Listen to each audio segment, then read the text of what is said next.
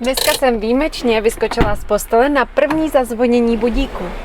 Čeká mě cesta do Brna na MotoGP a já vás vezmu sebou.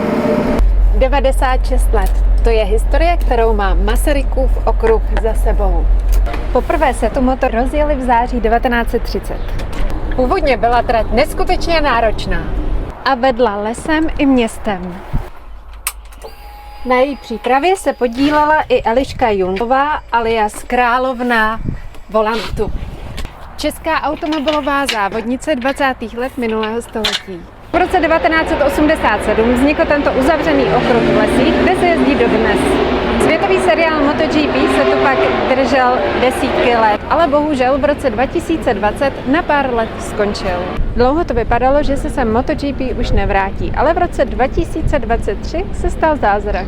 Autodrom koupil nový majitel a celý areál musel projít obří rekonstrukcí.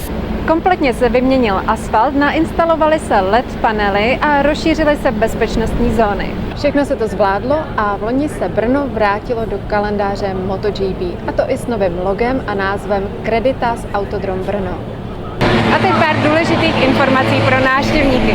Nově je možné platit nejen bezhotovostně, ale na vybraných místech i v hotovosti. A to urychlí fronty na stánkách. Nově si sebou na tribuny můžete vzít i láhev s pitím. Bude opravdu horko, takže je nutné doplňovat tekutiny. Přibylo více stánků z občerstvení a také samostatné oddělené výčepy, které zkrátí čekání ve frontách. V areálu přibyly větší velkoplošné obrazovky. Změnami prošla i nejvytíženější přírodní tribuna C, která nyní nabízí širší průchody a pohodlnější pohyb pro diváky.